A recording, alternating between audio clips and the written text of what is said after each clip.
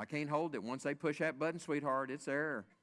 You're either ready or not. It's like the rapture. You just better be ready. I can't be saying, Lord, get her, grab her, grab her. Oh, I got it. I got it. Yeah. Go after the one. It's done. Should have already jumped in. All right. Well, good deal.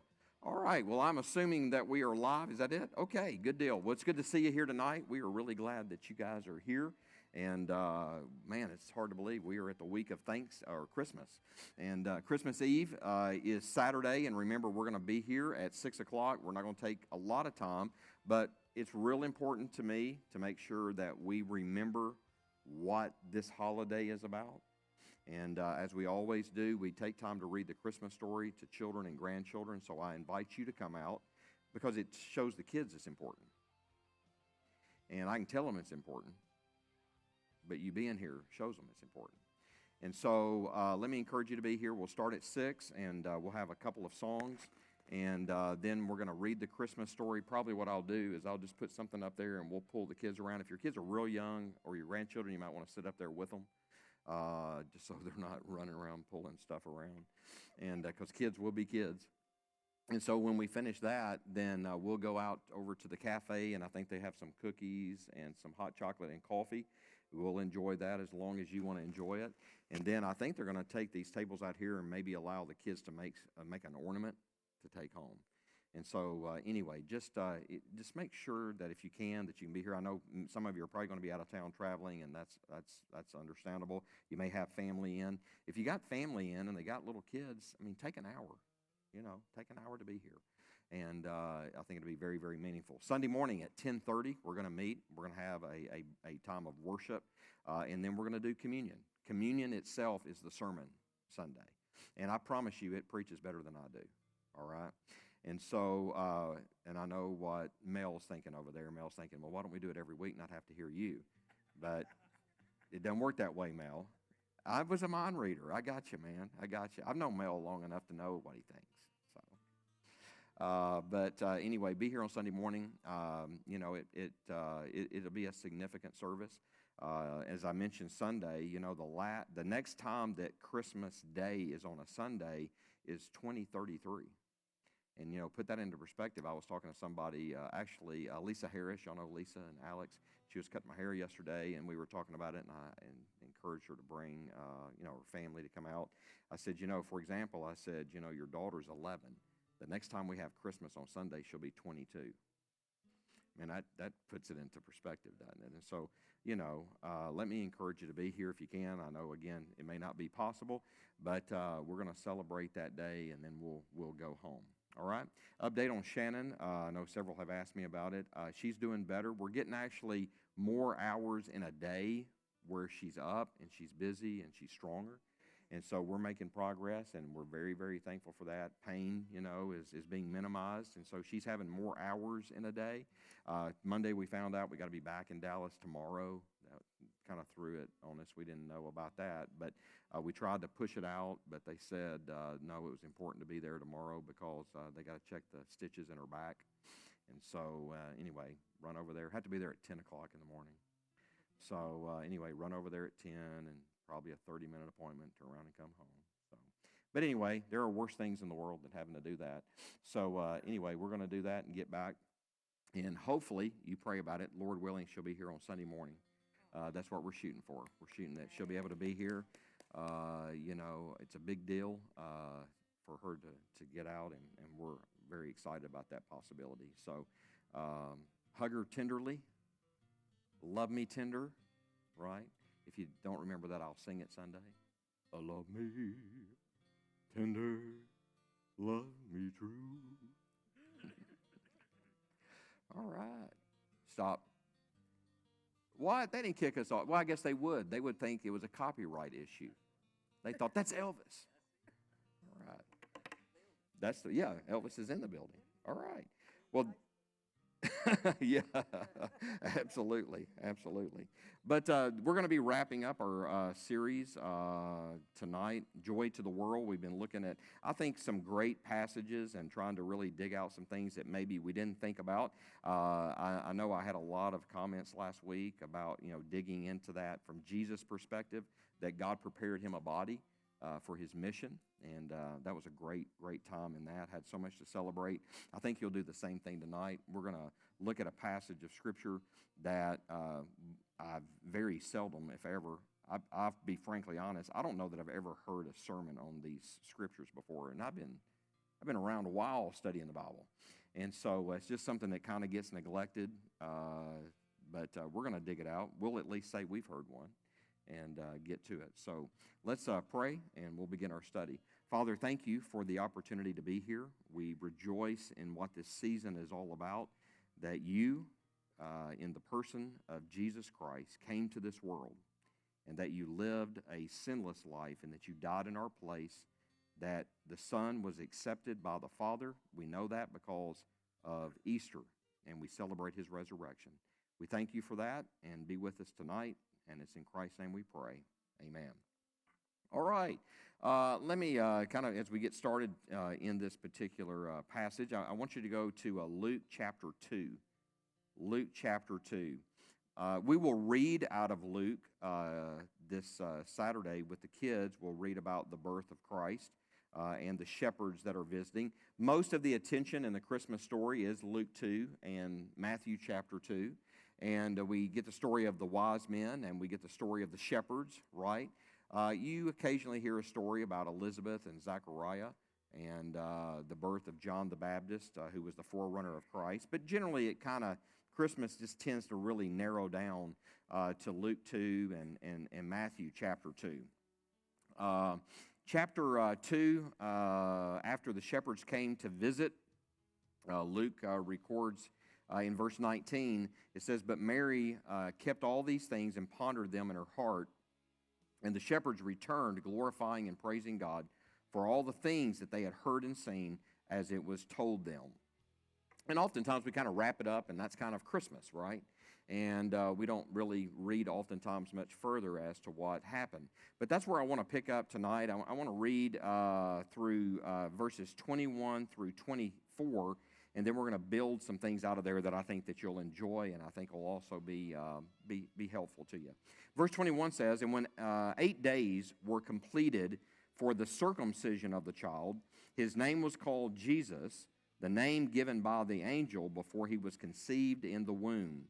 Now when the days of her purification, according to the law of Moses, was completed, they brought him to Jerusalem to present him to the Lord.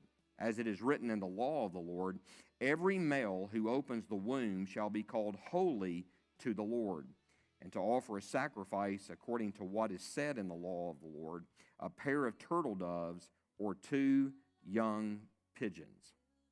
Now again, I don't know, let me just get a quick survey, a little research here. How many of you ever heard any sermons on that passage of Scripture? Any lessons on that passage? See, it's really interesting, and there's a lot there that we're going to uncover, and you'll see why it's important, but it's just like we just kind of get to verse 20 and we're done.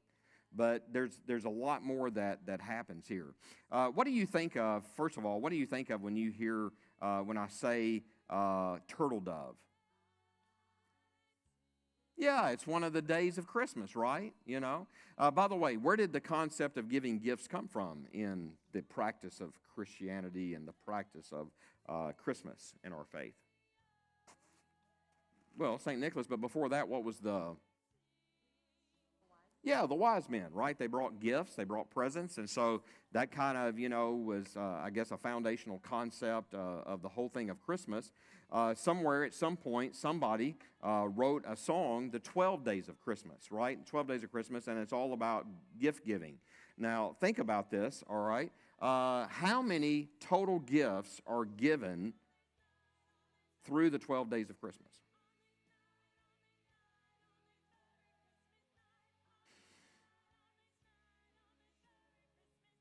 You probably don't know if you don't know. All right. 346. 346 gifts are given because they're given on one day and the same gifts are duplicated the next day. All right. So it's not just that they gave. I mean, think about how the song goes. On the first day of Christmas, my true love gave to me a partridge in a pear tree. On the second day of Christmas, my true love gave to me 2 turtle doves and a... You see what I'm saying? They're adding on each other. You got that? They're adding on each other. You have to think that one through. All right. So you've got all of these gifts that are given, and you have what? On the first day of Christmas, my true love gave to me a partridge in a pear tree. Second day, 2 turtle doves. Third day, 3 French hens. On the fourth day, 4 calling birds. On the fifth day, 5 golden rings. Okay, good deal. 6 goose or geese a laying. Okay, all right. 7 swans. 8 maids a milking. 9 ladies dancing. 10 lords a leaping. 11 pipers piping. 12 drummers drumming. All right. And so we sing that song ad nauseum, and I personally hate the song because about the third day I'm sick of it. Just bring the gifts and shut up, right? But I don't know if you know, and I don't know there's any historical way to document this, but I don't know if you know what each one of those things is to represent. What does the partridge represent? What do the turtle doves represent? What do the French hens represent? Does anybody know that they represent something in the Christian faith? Yeah, the partridge in a pear tree represents Jesus. All right. Number 2, turtle doves, 2 turtle doves, the Old Testament and the New Testament. 3 French hens, faith, hope, and love. 4 calling birds. 4 calling birds. What do you think that would be? The 4 Gospels, Matthew, Mark, Luke, and John. All right. 5 golden rings. Yeah, the Pentateuch or the Torah, the first 5 books of Moses in the Old Testament. 6 geese a laying. Makes sense when you think about it. 6 geese a laying. The 6 days of creation. Okay. 7 swans a swimming. 7 spiritual gifts in Romans 12. 8 maids a milking. The 8 Beatitudes. 9 ladies dancing. Fruits of the Spirit. Yeah, and actually there's only one fruit of the Spirit. The fruit of the Spirit is love. The other things are reflections of that, but 9. I think from what I understand, it was written with that purpose in mind, but I don't know there's a lot of historical evidence for that. All right? I would not go to court over this. All right? 10 lords a leaping. 10 Commandments. 11 pipers piping.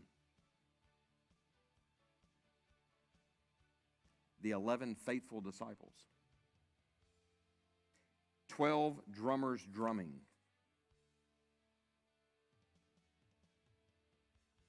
The 12 points of the Apostles' Creed.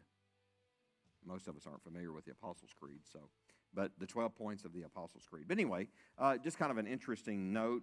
Maybe bring that up at the table at Christmas. And you know it. Put money on it. See if you can win something. All right. In the passage here, Jesus has been born. And the Bible tells us in chapter 2, verse 21, and when 8 days were completed for the circumcision of the child, Jesus is circumcised. Why is he circumcised? All right, he's a Jew. And where did circumcision come from? Right, it was a sign or the symbol of the Abrahamic covenant. But it is also required under the Mosaic law. Okay, so in Genesis 17, God comes to Abraham, and he says to him that you need to be circumcised and every one of your male descendants and every male in your home. So your servants are going to have to be circumcised too, because this is a sign of the covenant that I have with you. Okay, one of the notes you need to make is that the Abrahamic covenant is an eternal covenant. It's an eternal covenant. The other covenants outside of the new covenant are temporary in a sense, right? There will be a fulfillment of those. The Abrahamic covenant is much like the new covenant. It actually foreshadows the new covenant. And It is based upon promise.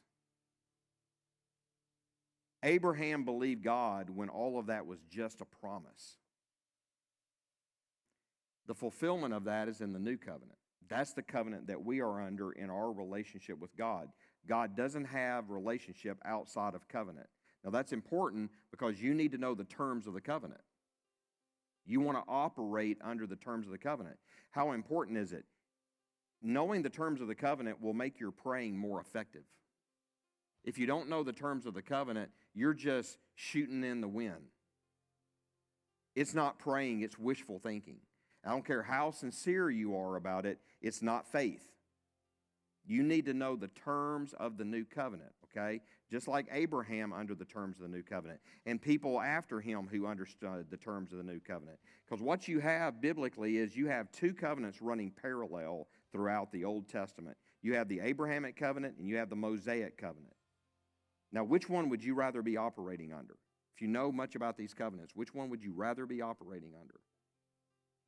Because it's based upon the faithfulness and the goodness of God. I will bless you. The Mosaic covenant is based upon what? I will bless you if you obey me. Okay? And so these are running parallel. And I believe that those who demonstrated the greatest faith in the Old Testament were operating, not saying they didn't obey the Mosaic law, but their relationship with God was not based upon that. It was based upon the Abrahamic covenant. David is amazing in what he knows that is so far ahead of his time. You know, Psalm 51 is a great example of that. Understanding forgiveness. You know, the Psalm 32, blessed is the man to whom you do not impute iniquity. That's not Mosaic covenant. What is Mosaic covenant when it comes to sin? You commit a sin, there's consequence. You commit a sin, there has to be atonement made for that, right? And so there's a lot of things that David foreknew, if you will. I think even Abraham knew that, but I think you find that throughout the Scriptures. The three Hebrew children. How was it that they were delivered from the fiery furnace? Right? They didn't go into that expecting to be set free from that because they did good. It was based upon God's what? God's character and God's promise. Daniel in the lion's den is another example. Right?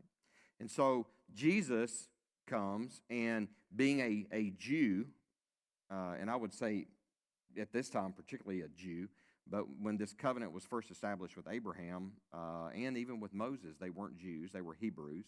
Why were they Hebrews and not Jews through Moses and Abraham, for example? When did they get the name Jew?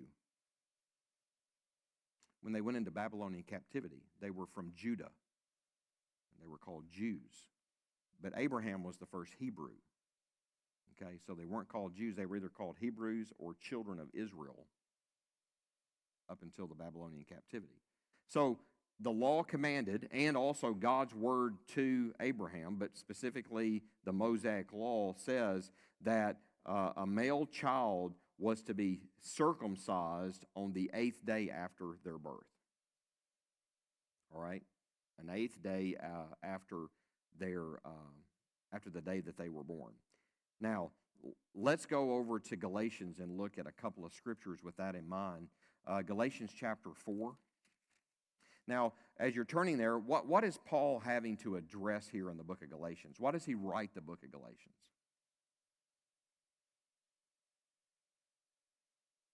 Yeah, there was this doctrine that you had to be physically circumcised if you were to come into a relationship with God. That yes, you need to believe on Jesus, but the gateway into that would have to be physical circumcision. So these Jews were demanding that Gentiles be physically circumcised or they weren't in a relationship with God. So Paul is writing to try to confront that false doctrine. And part of his writing here in Galatians chapter 4, he says in verse 4, "But when the fullness of time had come, God sent forth his Son, born of a woman," your translation may say made, and that's a good translation, "made of a woman, born what?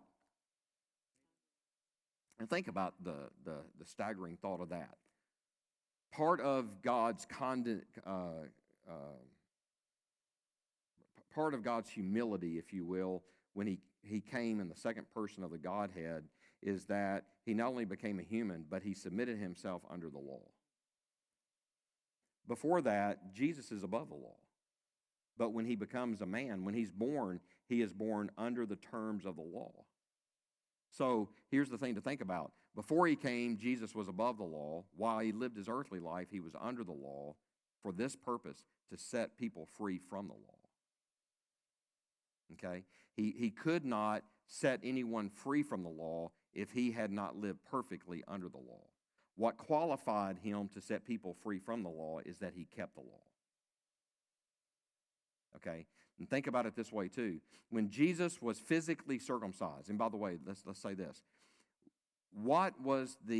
Not only was it the sign of the covenant that God made with Abraham, but because it was a requirement in the Mosaic law, what did circumcision represent? Do what now? Yeah, separation. They were to cast off the flesh, right? But what it did is, and here's the thing I want you to make note of, it made them legally responsible to keep the law. Circumcision was a symbol that you put that child, or if it was a man, you put yourself under the Mosaic law. So here's the point. Jesus, in this right here, being circumcised, he was legally put under the demands of the law. Now, what does that mean? In practical terms, what does it mean that he was put under the law, that he is responsible to keep the law? What does that practically mean?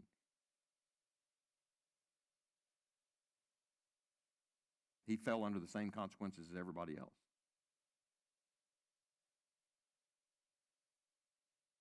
So he comes and he's physically circumcised, putting himself under the law. How do I know that? Go over to Galatians chapter 5, verse 3. Paul says, and I testify. That word's a very strong word. It's the same word that you would find in a court of law.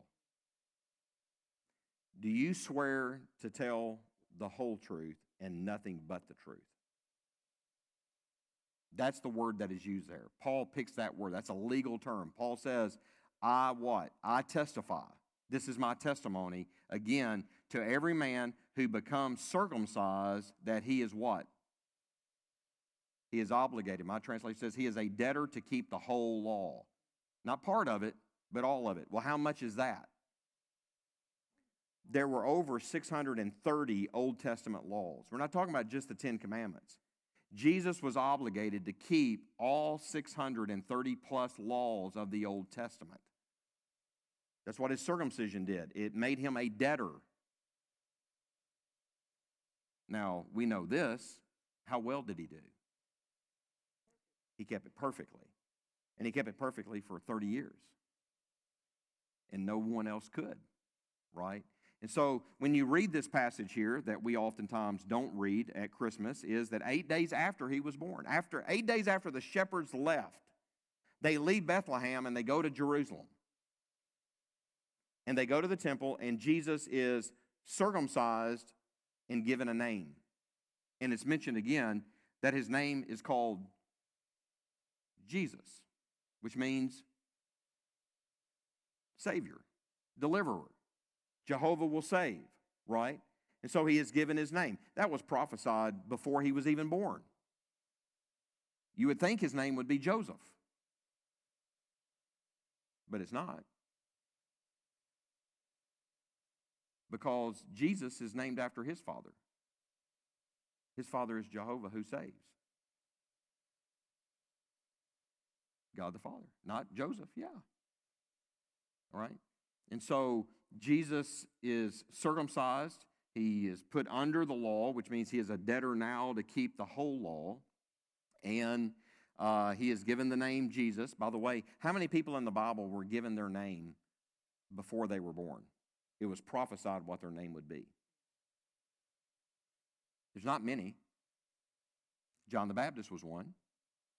Of course, his name wasn't John the Baptist, but John, right? Yeah, his name was John. He was actually, John the Baptizer or John the Immerser or whatever. But yeah, John, yeah, John, John the Baptist, and that's good because you defined it wasn't the disciple. So John the Baptist. So you have John the Baptist, you have Jesus. Anybody know of anybody else? No. Cyrus. Cyrus was actually given his name hundreds of years before he was born. Who was Cyrus?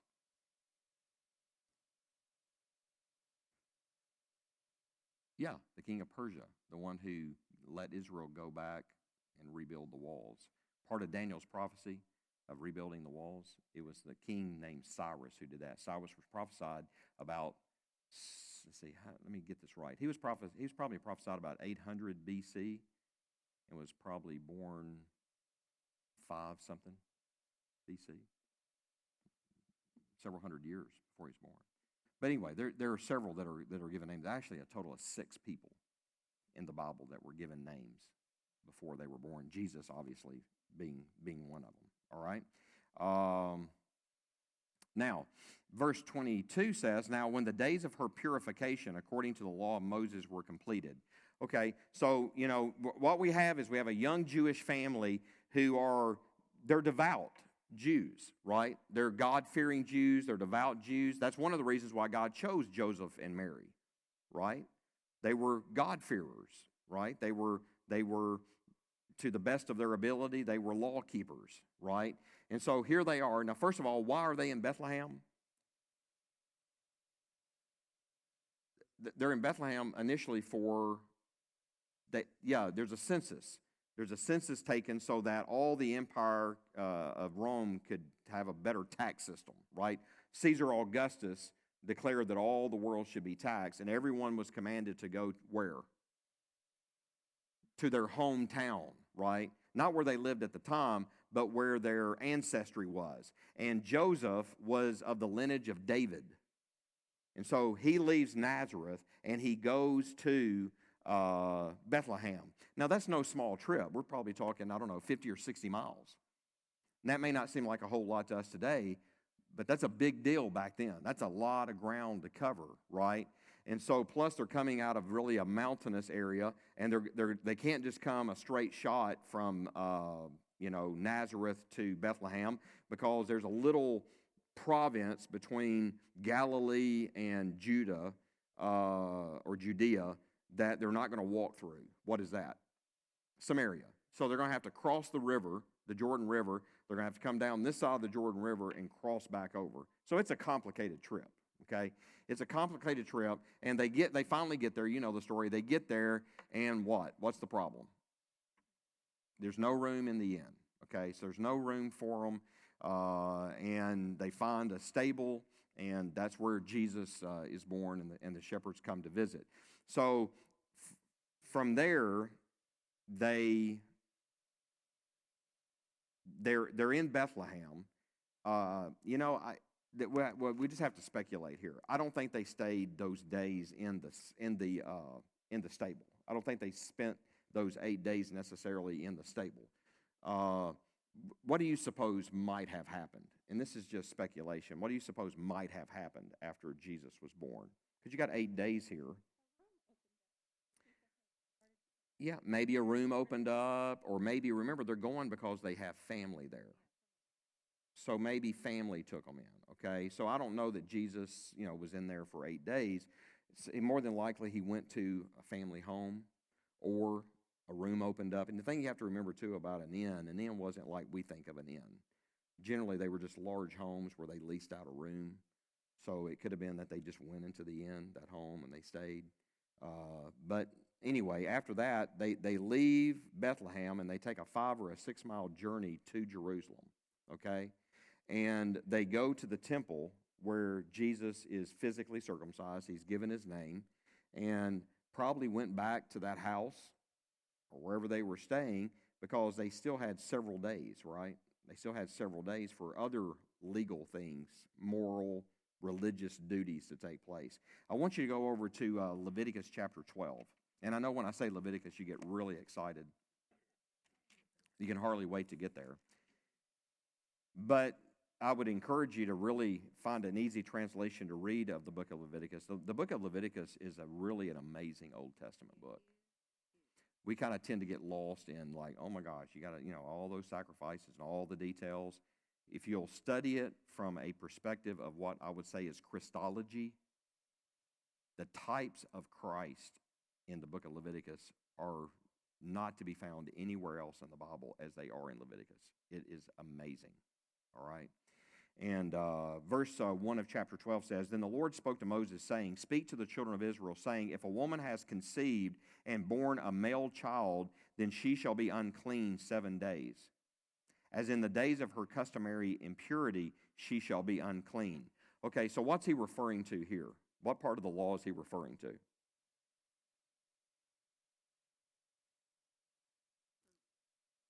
Right. First of all, he's saying just like when she has her monthly cycle, after she has given birth to a child, she is considered to be unclean.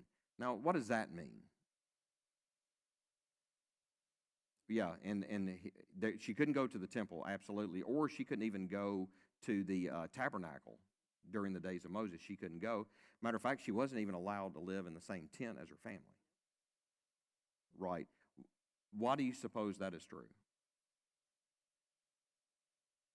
Yeah, it has to do with the blood and the uncleanliness and all that. Remember, the thing that we have to think about is not only was God giving prophetic insight into the coming Messiah and his own holiness and his hatred for sin and all of these things, but also he's got 2 million people in a small area that if things aren't managed well, disease could be rampant. So he's having to do things to protect the individual, to protect families, to collect just the whole group of people. And I think we've talked about this before. I mean, the Mosaic Law is so detailed, it even tells them how to dispose of their physical waste, what to do when you poop. Now, we don't think much about it because you thought, we probably think they just went into the tent, went to the bathroom, flushed it, and it was all done. Right? But remember, you got about 2 million people. So what are we going to do? We can't have human waste around. So God was very specific about it. But there's also another reason why God told them to go outside the camp to take care of their business. By the way, how are they supposed to take care of their business? Yeah, every man's spear in Israel had a small shovel on the bottom of it. And they could dig a hole and they could take care of their business and they were to cover it up. But there's another reason, not just hygiene, but what was the other reason? I think this is absolutely phenomenal, what God tells Moses. His presence is there. He don't want to be walking around where there's poop. I don't want to walk around poop, and I'm a fallen man. You think the holy God wants to walk around poop? So God tells him, get rid of that stuff, okay? For your protection and for my glory, get rid of it. Same thing is true here with a woman that's in her cycle. He tells her how to deal with what she has to deal with. But anyway, after childbirth, when a male child is born, she will be unclean, ceremonially unclean for 7 days. Verse 8, and on the 8th day, you catch that? That's important because who's probably going to take the child to be circumcised? Well, mom and dad, but more than likely mom's going to do it. But mom can't do it if it's before the 8th day because she's unclean for 7 days. I mean, isn't God amazing with details? And so on the 8th day, it says in verse 3, and on the 8th day the flesh of his foreskin shall be circumcised. She shall then continue in the blood of her purification 33 days. So if she's following the Mosaic law in her monthly cycle, how many days is she ceremonially unclean? 7. But if she has a male child, she is ceremonially unclean for 40 days. Okay? And so it says, adding that 7 to that 33, she shall not touch any hallowed thing nor come into the sanctuary until the days of her purification are fulfilled. But if she bears a female child, then she shall be unclean 2 weeks as her customary impurity, and she shall continue in the blood of her purification 66 days. So if a female is born, how much longer? We got 22 more days. Okay? And so, by the way, do you see now the idea of keeping the law? That's burdensome. It was intended to be burdensome. It was to show them what? You can't do it. Right? On top of that, how can you keep up with all this? That's why you had so many elders. Stay with me. That's why you had so many elders. God tells Moses, you can't, well, actually, his father-in-law tells him first. But he says, you can't do this on your own. You're up day and night trying to deal with people. They need instruction. Now, what does the law say about this? How do I handle this? Or maybe there's a conflict between two men. How do you handle that conflict? How do we solve it? And so Moses is just getting worn out. And God tells him, you need to find 70 men who know the law, on whom I will put my spirit. And the Bible says that he called them to the door of the tabernacle, and God's spirit fell upon them. And those 70 men helped him do all this. Because, you know, you got a decision to make, but what does the law say about that? I don't remember anything, you know.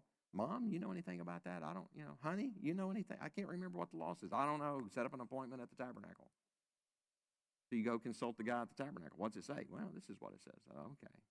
All right. There's a lot. It was intended. It was purposeful to do that. Verse 6 says, when the days of her purification are fulfilled, whether for a son or a daughter, she shall bring to the priest a lamb of the first year as a burnt offering, and a young pigeon or turtle dove as a sin offering to the door of the tabernacle of meeting. That's the tabernacle. Then she shall offer it before the Lord, or he shall offer it before the Lord, and make atonement for her, and she shall be clean from the flow of her blood. This is the law for her who has borne a male or a female. Verse 8, and if she not be able to bring a lamb, then she may bring 2 turtle doves or 2 young pigeons as one burnt offering and the other of a sin offering. So the priest shall make atonement for her, and she shall be clean. All right?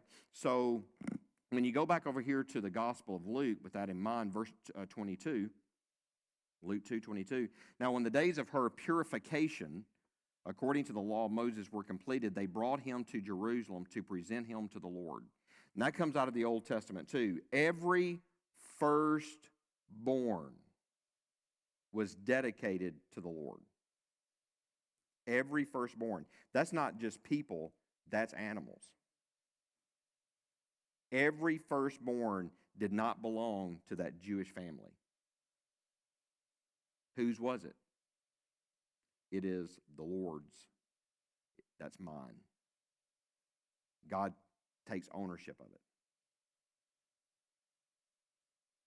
And so Mary and Joseph, how many days after the birth of Jesus? 40 days after the birth of Jesus, go to Jerusalem. And they what? They present him to the Lord. Why? Because the law of the Lord says every male who opens the womb shall be called holy to the Lord. What does holy mean? We think of it in terms of morality, but what does holy mean? It is morality, but beyond that, what does holy mean? Sacred. Something that is sacred is special. It's set aside.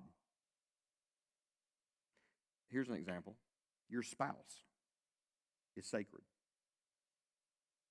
even when she don't act like it. Your spouse is sacred. Why? She's unlike anybody else. We talked about that a little bit in Bible study on Monday. You know, we hear this a lot. You know, man is the head of the woman. How many of y'all heard that? Raise your hand if you've heard that. Man is the head of the woman. What's the problem with that? It's not what the Bible says. It says that man is the head of the wife. Not women, but the wife. Of course, we don't have time to go into all of that. That's not being a boss. It's being the biggest servant in the house. But that's another sermon for another day. But they came to present him to the Lord. I'm going to talk more about that here in a second, how that applies to you and me. And then make a sacrifice. And it says that they brought to this dedication a pair of turtle doves or 2 pigeons. But that's not all that it said in the passage. They could bring what? They could bring a lamb or turtle doves or a pigeon. Mary and Joseph bring turtle doves and a pigeon. Why didn't they bring a lamb? You have a type that Jesus is the Lamb of God, but they didn't bring it. They brought him instead of the lamb, right? Some people have said, well, that's an indication that they were poor. I don't believe that's true. I don't believe that they were poor at all. I think Joseph was very, very successful in his business and what he did. How else would he be able to stay in Bethlehem for all this time? Yeah, yeah, didn't have a credit card. Yeah, there was provision made in the law that if you were poor, you could bring these birds instead of a larger animal. And under the provision of the law, too, it was only the high priest who had to bring a bull because not everybody had a bull. And so it was only under that provision. So God cared for both the wealthy and the poor, okay? Let me throw this out here, too. Under the Mosaic covenant, there wasn't any reason for anybody to be poor. There definitely wasn't any reason under the Abrahamic covenant. Why would you be poor under the Mosaic covenant when God said what? What did he say in Deuteronomy 28? If you bless me or you obey me, I will what? I will bless you. More than anything else, for them, the poverty either came through obedience or disobedience or a lack of faith.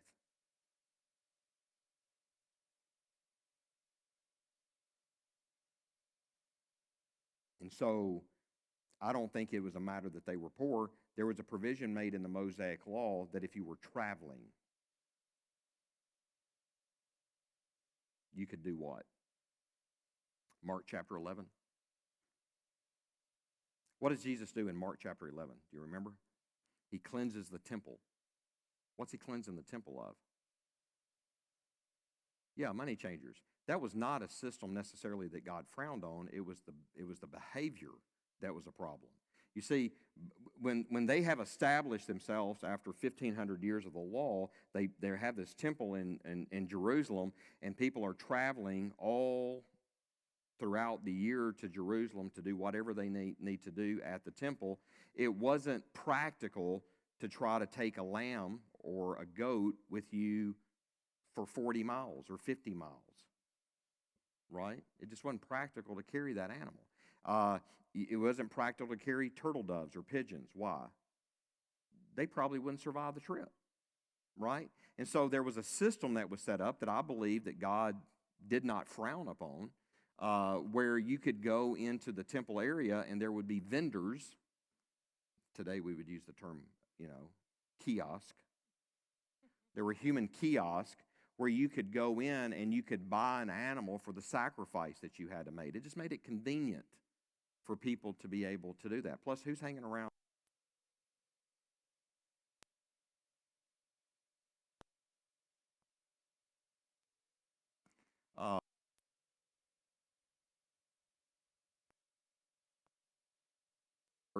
And they can go in and they can purchase these. The thing that Jesus was mad about was what?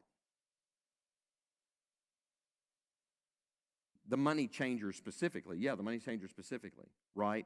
Because what they were doing is, if you were coming from different places and all that, they had set up, this is the bad part, they had set up a system by which you had to use temple currency. So they came up with their own monetary system. So you have to bring your money, whether you're a foreigner or a shekel in the nation of Israel, and you had to exchange your money for the temple currency. And then you could buy the animals. Well, what somebody figured out was what? The exchange rate, right? And for those of you who have traveled overseas, you know what that experience is like, right? Never exchange your money at the airport. Going in, do not exchange your money. Okay, why? They know what you don't know. Go to a bank. Don't go to the guy at the airport. Why? Because he's not going to give you the money that you exchange, right? He's not going to give you the appropriate amount. And don't wait until you leave because it's going to work against you, right? All of a sudden, this money that you paid money for, a higher price than you should have, when you come back with it, if you got any left, you come back with it, what? All of a sudden, it's not the same value. Kind of funny how that always works that way, right? Well, they had created this system, and all it was to defraud people. It had a good intent at the front end, but like anything that people get a hold of, it can be really, really bad, right? And so that's what made Jesus angry. You're taking advantage of worshipers, right? You're taking advantage of worshipers. And so I believe that this does not indicate that they were poor. You'll hear a lot of that, read a lot of that in commentaries. I do not believe at all that they were poor. I believe that he was very, very successful at what he did. I think there's plenty of evidence to at least suggest that. Just because they come up with 2 turtle doves and 2 young pigeons doesn't mean that they were poor. It means they were traveling. Plus, where are you going to pick this up? It's just practically, it doesn't make any sense. And so they come, they make their appropriate sacrifices, and then verse 39 says, this is toward the end of the chapter, and verse 39 says, so when they had performed what? Everything, or my translation says, so when they had performed all things according to the law of the Lord, what they do? They returned to Galilee. Why? Right. They returned to their own city, Nazareth. And the child grew, became strong in spirit, and was filled with wisdom, and the grace of God was upon him. Now, we don't see him again for how long? Yeah, he's about 12 or 13 years old. We don't see him again. So we get a glimpse of the night he was born. We get a glimpse when he's 8 days old. We get a glimpse about 40 days old. And then they go home, and we don't hear from him again until he's, 12, 13 years old. Why do we get a glimpse then? What's happening then? They go back to Jerusalem for the Passover. There were 3 feasts that every male was obligated to go to every year. 3 feasts. Passover was one of them. Okay? Passover, Pentecost, and the Feast of Tabernacles. All males. All males had to go back to Jerusalem every year to do that. Now, they didn't necessarily have to stay for the whole time. I think it was depends on the feast days of those deals. Sometimes it could be a pretty lengthy stay, okay? It could be 10 days, all right? That's what's an interesting note in the Gospel of Luke, is that after 2 or 3 days, Mary and Joseph go home. And the law allowed them to do that. They could go home. They didn't have to stay for the full festivity. They were encouraged to stay for the full festivity, but they didn't have to stay for the full festivity. So they left about 2 or 3 days into it, whatever they take care of, and then they go home, and they're on their way back home, and what? I thought you had him. Now, to us, that's a strange concept, isn't it? That you would leave your child in Jerusalem and not know. But we don't understand the dynamic of Hebrew families. He's got cousins there. He's got family there. And, large party probably, you didn't probably travel from Nazareth to Jerusalem for the Passover by yourself. Yeah, there'd be a large group. It's safety in numbers. So it made sense. And so you all go and, while the men are taking care of some things there at the temple, maybe the ladies go shopping. We got to make it real. That's the problem with the Bible. We don't make it real. We make it all spiritual. They all, carrying hymnals and, That's why the Bible doesn't have any application to us. We think it's something otherworldly when it's not. It's practical. It's real people, right?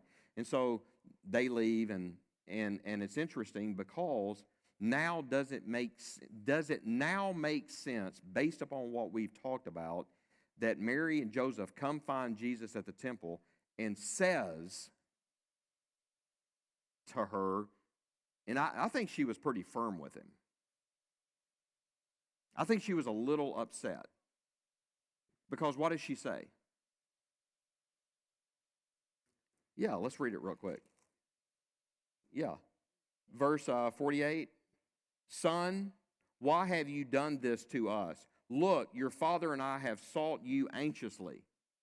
Now, I just think she's a real mother. I know what my mother would say. I know how she would say it. Plus, can you imagine? You are responsible for the Son of God, and he's gone? It's one thing to leave me at Walmart. The salvation of the world does not hinge on whether I'm in Walmart or not. You've lost the Son of God. You've lost the Messiah. I can see getting a little upset. And what does Jesus say? And he said to them, and I don't believe he was disrespectful. Some translations kind of lead us to that when it says woman, but it's not in the same context. He's actually he's deferring honor to her, right? Why did you seek me? Did you not know that I must be about my Father's business? Two things I want to say about that. Number one, remember when he was circumcised, he became a debtor to the law, which means he's ultimately a debtor to who? But not only that, he is also at the age where he has gone through a bar mitzvah. What was the principle of bar mitzvah? What did the young man assume? He became legally responsible for his own obedience or disobedience in the culture, but also that he took up his father's business. He began to be an apprentice. He didn't take over the business, he became an apprentice. So if Jesus' father would have been a plumber, he would have been a plumber. He was a carpenter, so Jesus was a carpenter. So when you have what? When you have the young man in Jewish culture, particularly at this time, go through bar mitzvah, he what? He assumes apprenticeship under the Father's business. So what has Jesus done? He has gone through bar mitzvah, and he is assuming the responsibility of his Father's business. He's an apprentice, and he's going to be an apprentice for how many years? When does Jesus show back up? 30. So how many years has he been an apprentice? 18 years. From 12 to 30, for 18 years, he has been an apprentice, not just under his earthly father as a carpenter, but under his heavenly Father. That's why he says to his mother after his bar mitzvah, she says, "Where have you been? Do you not see that we are fretty about you?" And he says, "Mom, don't you know? I've been through bar mitzvah. Don't you know that I must be about my..." Where was the Father's business being taken care of? At the temple. You see how that, it makes sense. It makes sense. Understanding it in its context changes everything, doesn't it? And so they leave and they go home. Now, I'm going to wrap this up. Did they leave him there? No, I think he went with them. Yeah, I think he went with them. Day's journey. Realized he was gone. Uh-huh. Traveled another day's journey back. Right, And they searched for him for 3 days. right. So that was like 4 days. Yeah. Didn't know where he was at. Yeah, Or yeah. I can understand their concern as parents. You know, if you've ever lost a child in a store or whatever, they're panicked, but you are too. You know, probably more today than ever, right? Of course, I don't know. You may want to leave your kids there. I don't know. There have been times I've thought about it, but no, I wouldn't do that. I wouldn't do that. But anyway, I had no intentions of even going into that. All of this falls in line with this whole concept of Luke. Luke has a very unique intention in writing, and we've talked about that. Every gospel has a unique audience and a unique purpose. The Jew was the audience of Matthew. The Roman was the audience of Mark. Luke is to the rest of the Gentiles, and John is to the world. That's no surprise, is it? John 3:16? Okay, so that's no thing. Now, Matthew portrays Jesus as a king. Mark portrays Jesus as a servant. John portrays Jesus as the Son of God. Luke portrays Jesus as the Son of Man. The term Son of Man is used 25 times in the Gospel of Luke. The Son of Man is used 88 times in the New Testament. Now, with that in mind, go over to chapter 3 of Luke.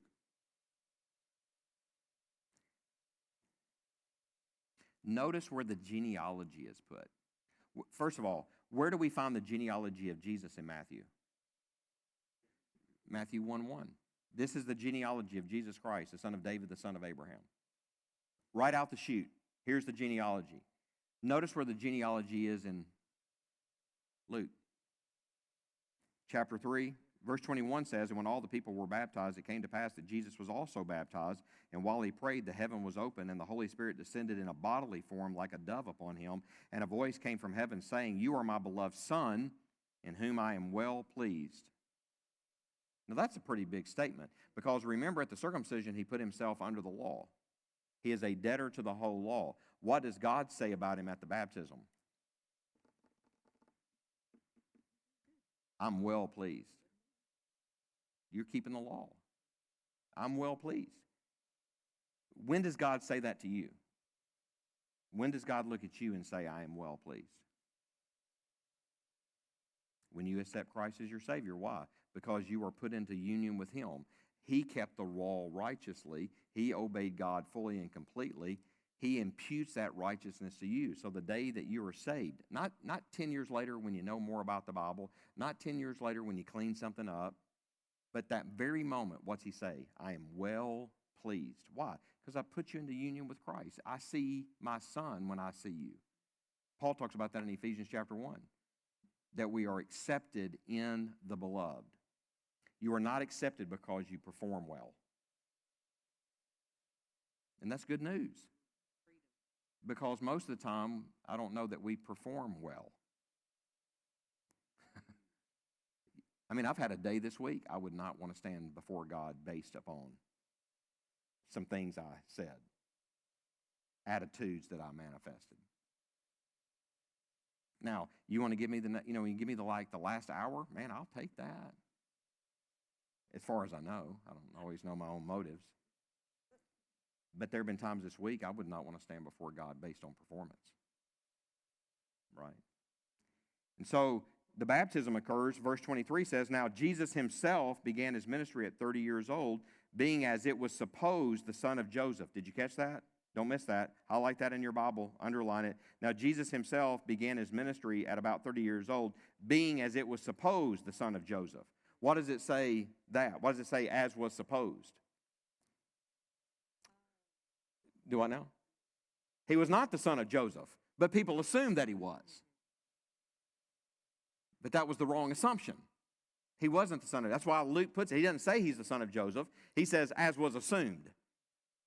Because he's not the son of Joseph, right?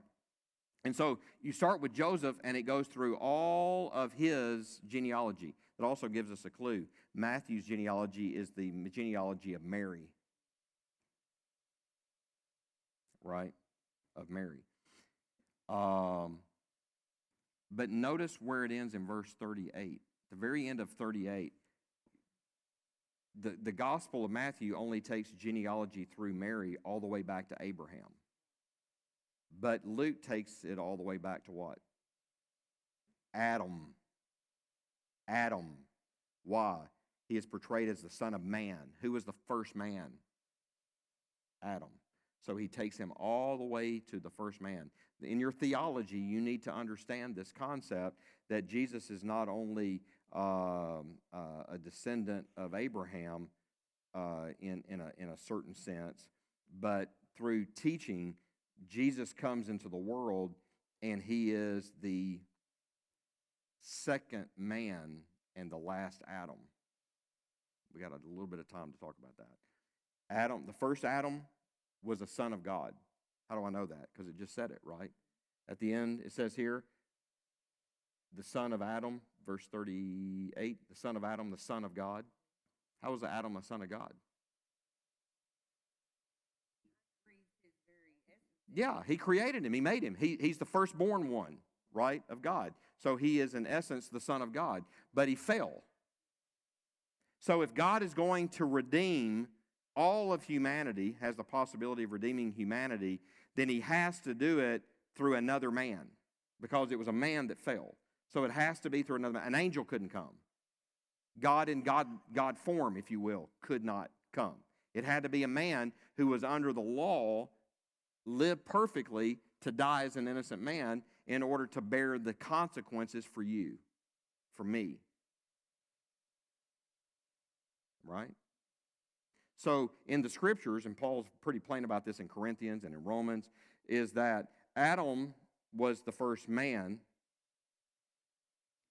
Jesus is the last Adam. He's the second man. What do we mean by the second man? Adam's the first man and Jesus is the second man. There's been a whole lot of men between the two, so how is he the first and he's the second? Yeah, not created, conceived. And that's really important. I don't say that to embarrass you or whatever. I just want to make sure it's clear, is because he's not created. He is God. But the conception occurred, that's the mystery. The conception occurred in which Mary was the surrogate mother, right? But he was human. He was 100% human and 100% God. The mystery. It's the mystery.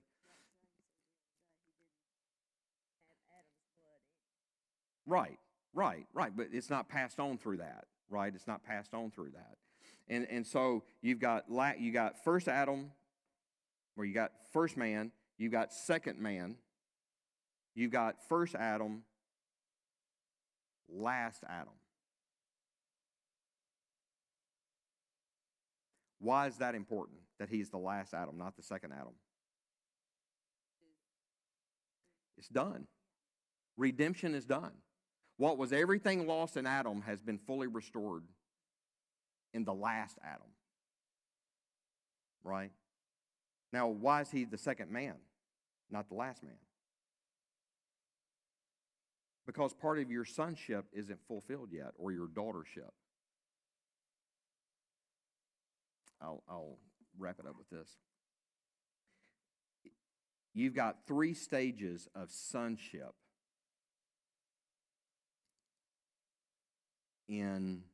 at least 3 stages of sonship in this story of Jesus in the Gospel of Luke. He's a child. He's born. He's a babe. He's a child. At 12 or 13, he goes into what? He's adolescent. Yeah, manhood. He goes into adolescent. And he is what? Apprenticed in the Father's business. Then he is baptized. This is my beloved Son, in whom I'm well pleased. What's he going to do? I'm taking over the family business.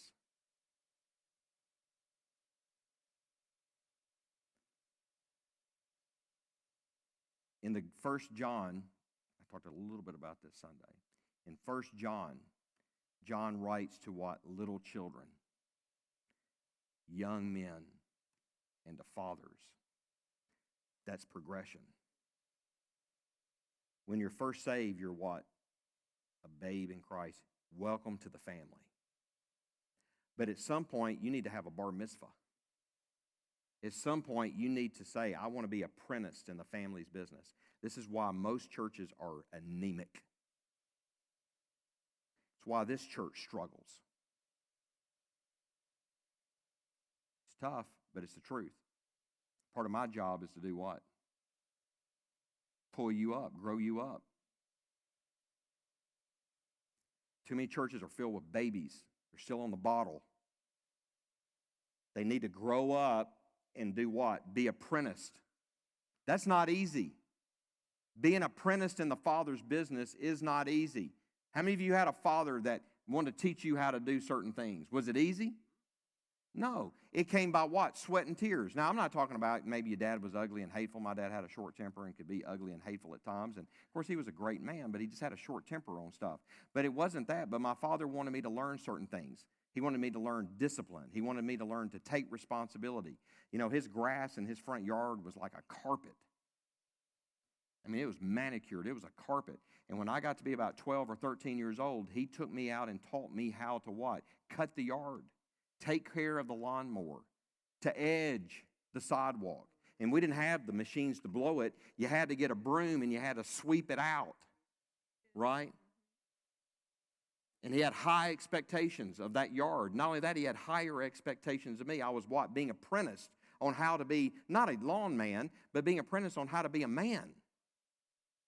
And there were times, like one time I was 14 and I had some friends that had called and said, hey, you know, we're going to play basketball. And I said, well, I got to cut the yard. And they said, well, what time can you be ready? And I said, well, I can probably be ready about 11 o'clock. So I ran out there. I cut the grass when the dew was still on it. I'd already been told never to do that. And I was in a hurry. And I can remember the way our driveway was, the street had a curb, and the curb would go down, and it would miss, and you'd have your driveway, then the curb would pick back up and go right here. I'm in a hurry. I got that lawnmower, man, I'm in a hurry. And I go up there, and I'm going too fast, and that lawnmower comes off of the ground, and it comes down heavy on that grass, and I scalped that part of the yard. Not good. Not good. Other things, taking care of a car, changing oil, changing tires. You know what I'm saying? Yeah, and as a pastor. My father at 15 years old took me to a nursing home, taught me how to interact with people, taught me to get people to a big room, taught me how to sing hymns with them, and taught me how to teach the Word of God to them. And about 2 months into that said, that's yours. Be an apprentice. Be an apprentice. That's what God wants to do with us. And you got to be apprentice. Why?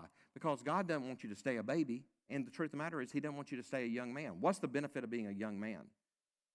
The great thing about being a baby in Christ is that you're in the family and you know that God loves you. Now, if that's all you know, you're going to get the daylights beat out of you. Satan will have a field day with you.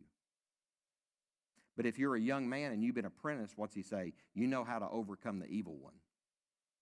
You know how to stand your ground. And I'm not talking about moral issues. I'm talking about being able to stand when the devil's after your family, about when the devil's after your money, when the devil's after your health. You know how to stand your ground.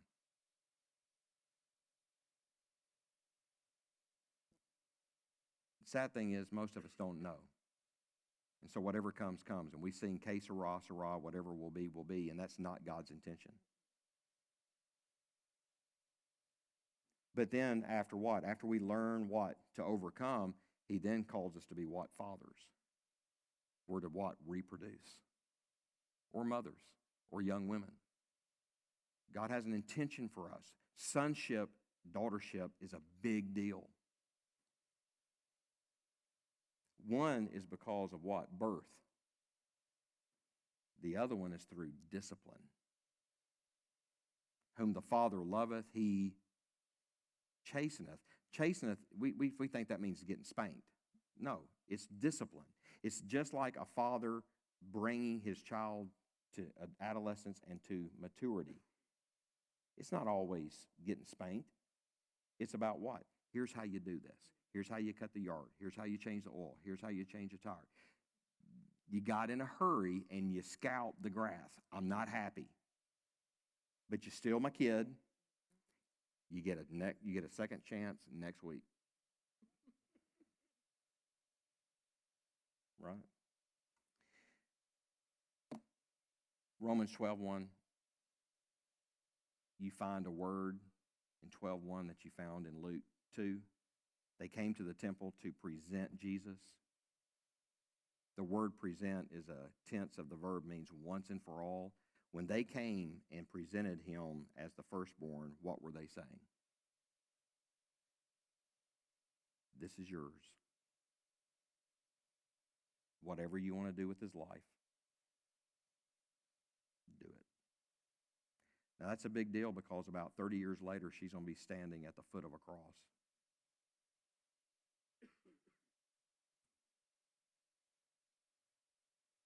That's a big deal, isn't it? Same word is used in Romans 12:1. I beseech you, therefore, brethren, by the mercies of God, that you present your bodies a living sacrifice. Same word. They presented Jesus once for all and said, He is yours. Whatever you want to do, do it. What does God ask of you and me? Same thing. God, I'm yours once and for all. And you know what? I want to tell you something. You and I, this is something I've learned in my life. You and I have to crawl back on that altar every day. There's a scripture in the Old Testament Psalms that says, tie the sacrifice to the horns of the altar. Why did you have to tie the sacrifice to the altar? Because it wants to get off. Why do you have to Every day say, God, I'm yours. Use me today. Because the flesh has a tendency to crawl off of the altar. God's calling us to present ourselves. Don't live for foolishness. Use your life for something that will outlast it. Give yourself fully to Him. Every morning, get up and say, this is your day. What do you want from me? Period. It's like some things that are happening right now to all of us. Man, do y'all know what Christmas crack is? You take some of that popcorn. What's it called? What's it? Is it Chester Cheetah popcorn? You know, I'm talking about that white popcorn and all that.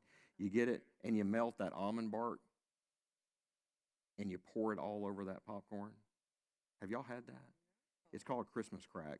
It is the most addictive. Well, I ain't gone that far.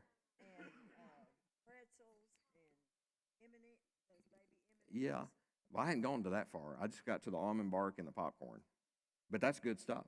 That's good stuff. Yeah, anything with Cheetos and almond bark is good. Oh, wow. Well, I'm telling you, I love that stuff. Now, here's the problem with eating the way we're eating in the holiday season. It doesn't show up immediately, but about January 2nd, we're going to go to the mirror and we're going to go, oh, my Lord. Because it happens over time. That's why I wish food would do this. When I get that handful of that, I wish I could eat it and just go bloop. I could go, oh, I don't need to eat that. Because I think if the consequences were immediate, I'd quit.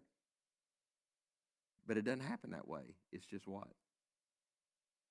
The reason I tell you that is because the most important thing you'll do with your life, not in your life, the most important thing you will do with your life is to present it to Christ and let Him do what He wants to do.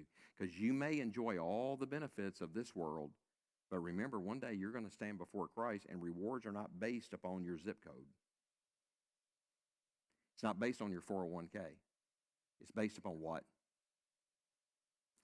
Did you grow up to be a son?